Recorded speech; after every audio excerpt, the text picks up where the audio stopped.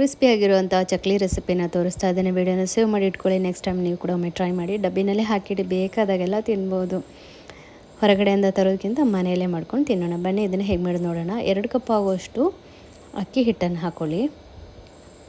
Normal ಅಕ್ಕಿ ಹಿಟ್ಟು ಇರುತ್ತಲ್ಲ ಅದನ್ನು 2 ಕಪ್ ಆಗೋಷ್ಟು ಹಾಕ್ಕೊಳ್ಳಿ. ಅದಕ್ಕೆ 1 ಕಪ್ ಆಗೋಷ್ಟು ಹುರಿಗಡಲೆ ಹಿಟ್ಟನ್ನು ಹಾಕ್ಕೊಳ್ತಾ ಇದ್ದೀನಿ. ನಂತರ ಇದಕ್ಕೆ ಒಂದು ಸ್ವಲ್ಪ ಜೀರಿಗೆ, ಎಳ್ಳು, ಉಪ್ಪು, ಖಾರದ ಪುಡಿ, ಬಿಸಿ ಎಣ್ಣೆನ ಹಾಕ್ಕೊಳ್ಳಿ ಸ್ವಲ್ಪ. ಈಗ ಇದನ್ನು ಬಿಸಿ ಎಣ್ಣೆನ ಹಾಕಿದ ಮೇಲೆ ಸ್ವಲ್ಪ ಚೆನ್ನಾಗಿ ಕೈನಲ್ಲಿ ಮಿಕ್ಸ್ ಮಾಡ್ಕೊಳ್ಳಿ. ಟೈಮ್ ಇದ್ದಾಗ ನೀವು ಈ ರೀತಿ ಒಂದು ಚಕ್ಲಿ ಮಾಡಿಕೊಂಡು ಗಟ್ಟಿ ಮುಚ್ಚಿರೋಂಥ ಡಬ್ಬಿಗೆ ಹಾಕಿಟ್ಬಿಟ್ರೆ ಟೀ ಕಾಫಿ ಕುಡಿಯೋದು ಖಾಲಿ ಕುಡಿಯುವಾಗ ಈ ರೀತಿ ಚಕ್ಲಿ ತಿನ್ನೋದಕ್ಕೆ ತುಂಬ ಚೆನ್ನಾಗಿರುತ್ತೆ.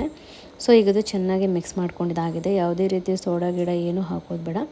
2 ಕಪ್ ಅಕ್ಕಿ ಹಿಟ್ಟಿಗೆ 1 ಕಪ್ಪು ಹುರಿಗಡಲೆ ಹಿಟ್ಟು ಹಾಕ್ಕೊಳ್ಳಿ.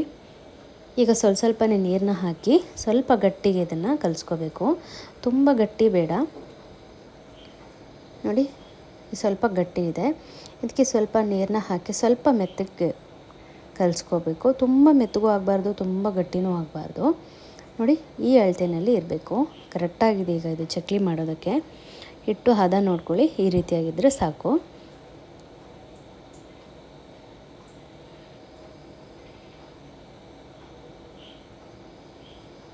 ನಂತರ ನಾವು ಚಕ್ಲಿ ಮಾಡೋ ಉಳ್ಳೆ ಎಷ್ಟು ದೊಡ್ಡದಿದೆ ಅಷ್ಟು ದೊಡ್ಡ ಉಂಡೆನ ಮಾಡ್ಕೊಳ್ಳಿ.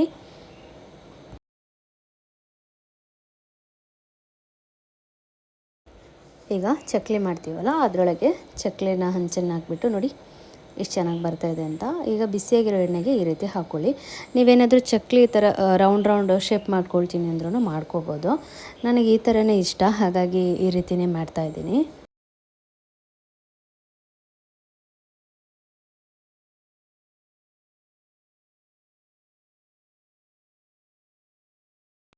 ಚಕ್ಲಿ ಹಾಕಿದ ತಕ್ಷಣ ನೀವು ಮಿಕ್ಸ್ ಮಾಡೋಕ್ಕೆ ಹೋಗಬೇಡಿ. ಮೇಲೆ ನೊರೆ ಎಲ್ಲ ಸ್ವಲ್ಪ ಕಮ್ಮಿ ಆದಮೇಲೆ ನೀವು ಅದನ್ನು 2 ಸೈಡು ಫ್ರೈ ಮಾಡ್ಕೊಳ್ಳಿ. ಈಗ 2 ಸೈಡು ಫ್ರೈ ಆಗಿದೆ. ನಾನು ಎಲ್ಲ ಚಕ್ಲಿಯನ್ನು ಮಾಡ್ಕೊಂಡಾಗಿದೆ ನೋಡಿ, ತೋರಿಸ್ತಾ ಇದ್ದೀನಿ. ಇದನ್ನು ನೀವು ಟೈಮ್ ಇದ್ದಾಗ ಮಾಡಿ ಈ ರೀತಿ ಬಾಕ್ಸಿಗೆ ಹಾಕಿ ಇಟ್ಕೊಂಡಾಗ ನಿಮಗೆ ಬೇಕಾದಾಗೆಲ್ಲ 10 ಗಂಟೆಗೆ ಸಂಜೆ ಟೀ ಕಾಫಿಗೆ ಅಥವಾ ಮಕ್ಕಳು ಬಂದಾಗ ಕೊಡ್ಬೋದು. ತುಂಬ ಈಸಿ, ಹೊರಗಡೆಯಿಂದ ತರೋದಕ್ಕಿಂತ ಮನೆಯಲ್ಲೇ ಮಾಡ್ಕೊತೀನಿ. ವಿಡಿಯೋ ಇಷ್ಟ ಆಯಿತಾ? ವಿಡಿಯೋ ಇಷ್ಟ ಆದರೆ ಒಂದು ಲೈಕ್ ಮಾಡಿ, ಸೇವ್ ಮಾಡಿ ಇಟ್ಕೊಳ್ಳಿ. ನೆಕ್ಸ್ಟ್ ಟೈಮ್ ನಿಮಗೆ ಹೆಲ್ಪ್ ಆಗುತ್ತೆ. ಸಿಗೋಣ ಮತ್ತೊಂದು ರೆಸಿಪಿಯೊಂದಿಗೆ. ಅಲ್ಲಿವರೆಗೆ ಎಲ್ಲರಿಗೂ ಧನ್ಯವಾದ.